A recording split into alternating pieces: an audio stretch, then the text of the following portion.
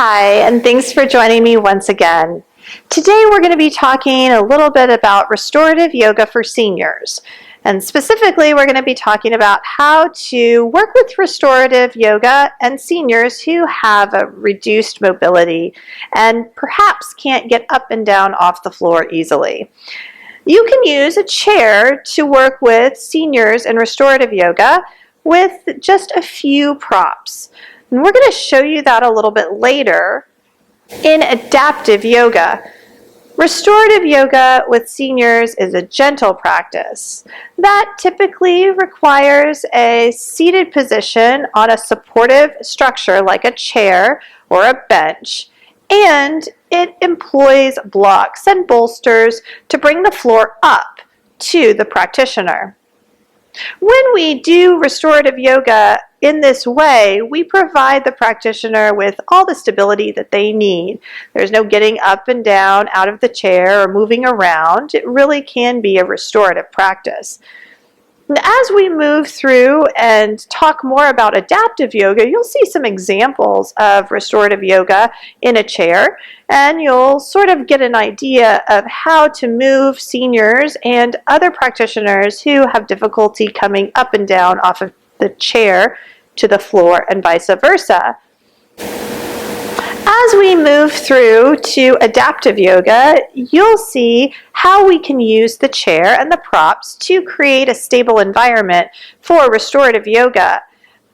This is especially important when you're working with practitioners that don't have full range of motion in their primary joint structures, or when you're working with practitioners that find it difficult to move up and down from the chair to the floor and back to the chair. We really want to provide an environment and a practice that is accessible to everyone.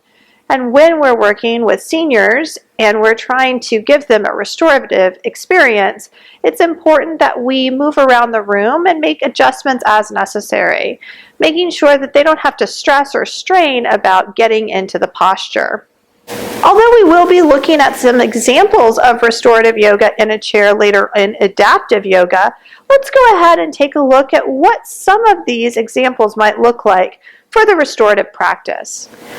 So here we have a chair that I've placed a blanket on top of just to make it a little bit softer. Again, when we're teaching restorative yoga, we're bringing an element of softness into the practice, and we're creating a nest or a place for our students to really settle in. I've also added a bolster here underneath two blocks.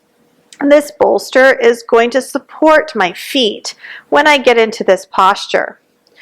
So I'm going to come in to sit, making sure that the blanket is secure. Now I'm going to bring my legs on top of the bolster. This is one option. I can lay back, I can place my hands on my thighs, maybe close my eyes, and just take a moment to rest and restore. This is an excellent option when you're working with individuals who can't get up and down off the floor very easily. Let's look at a couple other ways that we can practice restorative yoga in a chair without moving up and down off the ground. Now I'm going to cross my right ankle over my left thigh. Now this is a little bit intense and not accessible for every single student, so you'll have to see what works best for your students, but it is an option. We can cross the right ankle over the left thigh and then fold forward using the bolster to support the forward fold. If this option isn't available, a simple forward fold is enough. You might have your students bring the bolster on top of their thighs so that they can drape their back over the bolster and let the head hang, maybe even let the head come to the bolster, or grab a block and let the forehead come to a block.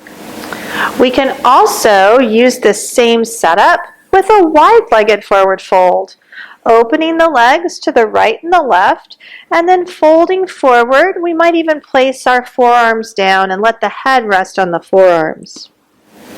As you can see, with this one configuration, there are several different options that you can use to practice restorative yoga in a seated position on a chair supported by props.